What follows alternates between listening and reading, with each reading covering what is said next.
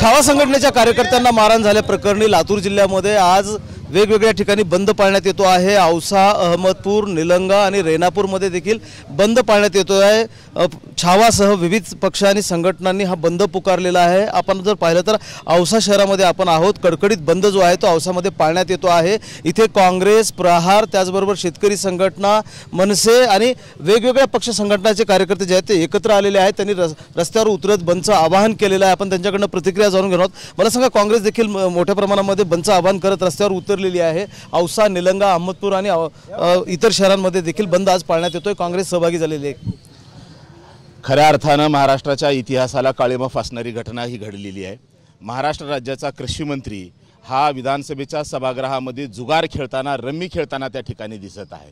म्हणजे खऱ्या अर्थानं शेतकऱ्याची थट्टा उडवण्याचं काम हे सरकार करत आहे आणि या सरकारला जाब विचारण्यासाठी, या कृषी मंत्र्याच्या कृत्याचा निषेध करण्यासाठी शेतकऱ्याचा एक पुत्र विजय घाडगे त्या ठिकाणी सुनील तटकरे यांना भेटायला गेलेले असताना त्यांना ज्या पद्धतीनं अमानुष मारहाण झाली, त्या पद्धतीनं हे सरकार एक संदेश देत आहे की आता हा महाराष्ट्र राहिलेला नसून आम्ही याला उत्तर प्रदेश आणि बिहार करत आहोत, असा संदेश देणाऱ्या या सरकारच्या विरोधामध्ये आज औसा तालुक्यातील शेतकरी या ठिकाणी रस्त्यावर उतरलेला आहे। या सत्तेचा माज या जो सरकारला आलेला आहे तो उतरवण्यासाठी खऱ्या अर्थानं मला असं वाटतं की शेतकरी त्या ठिकाणी रस्त्यावर उतरला आहे। आज जर राज्यामधली परिस्थिती बघितली तर आज सोयाबीनला भाव नाही, आज कापसाला भाव नाही। आज भाव जर कशाला असेल तर फक्त गद्दारांना भाव आहे आणि यांचा हा भाव उतरवण्यासाठी मला असं वाटतं की याचा निषेध करण्यासाठी आज सर्व शेतकरी आमच्या सर्व काँग्रेस असेल, राष्ट्रवादी असेल, मनसे असेल, शिवसेना असेल, शेतकरी संघटना असतील, संभाजी ब्रिगेड असतील, या सर्व संघटना आज आम्ही याचा निषेध करण्यासाठी रस्त्यावर उतरतो। शिवसेनेची काय भूमिका आहे?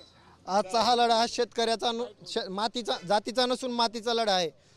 शेतकरी नेते विजय भैया घाडगे यांच्यावर अनामानुषपणे मारहाण करण्यात आली तरी राज्याचे गृहमंत्री व मुख्यमंत्री यांनी सूरज चव्हाण, प्रशांत पाटील व तटकरे यांच्यावर मोकाको गुन्हा 307 अंतर्गत गुन्हा दाखल करून त्यांच्यावर कारवाई करण्यात यावी आणि हा लढा हा शेतकऱ्याचा आहे। म्हणून आज आम्ही औसा शहर बंद करण्यात शेतकऱ्यांच्या विविध संघटना सहभागी झाल्या आहेत। मला सांगा, काय प्रतिक्रिया तुमची? खरं तर आम्ही सातत्यानं शेती, माती आणि संस्कृतीसाठी झटणारे कार्यकर्ते आहोत आणि परवा विजयकुमार घाडगे पाटलावर जो खुनी हल्ला झाला, तो खुनी हल्ला एका पक्षानं नाही तर वेगवेगळ्या पक्षात असलेली जी खुनी टोळी आहे, ह्या टोळ्याचं राजकारण महाराष्ट्रात दिसतंय।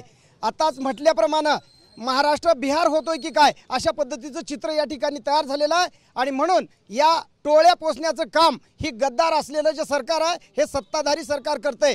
म्हणून या गद्दार सरकारला खाली उतरवण्याचं काम या ठिकाणी क्रांतिकारी शेतकरी संघटना निश्चित करेल आणि म्हणून आज जिल्हाभरामध्ये सगळ्या तालुक्यामध्ये कडकडीत असा बंद केलेला आहे आणि आज औसा शहर सुद्धा कडकडीत बंद करून सगळ्या समविचारी संघटना या इथं आलेल्या आहेत आणि महाराष्ट्रामध्ये जे विविध संघटनाला गळचेपी केलं जातं आहे, प्रवीणदादा गायकवाड सारख्या व्यक्तिमत्वावर शाई फेक केली जाते आहे आणि इथल्या चळवळी उद्ध्वस्त करायचं काम या व्यवस्थेकडून होऊ घातलेलं आहे। तर ही प्रस्थापित व्यवस्था उद्ध्वस्त करण्यासाठी आज आम्ही रस्त्यावर उतरलेलो आहे। येणाऱ्या काळामध्ये निश्चितपणानं आम्ही अधिक तीव्रतेनं हे आंदोलन उभा करू आणि विजयकुमार घाडगेला न्याय मिळवून देण्यासाठी निश्चितपणानं रस्त्यावरची लढाई आम्ही ताकदीनं लढू, अशा पद्धतीचा इशारा तुमच्या माध्यमातून सरकारला देतो।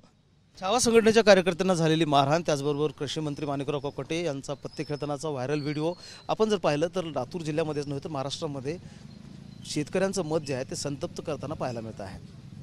कॅमेरामन हर्षलसह महेंद्र जोंधळे, TV9 मराठी, लातूर।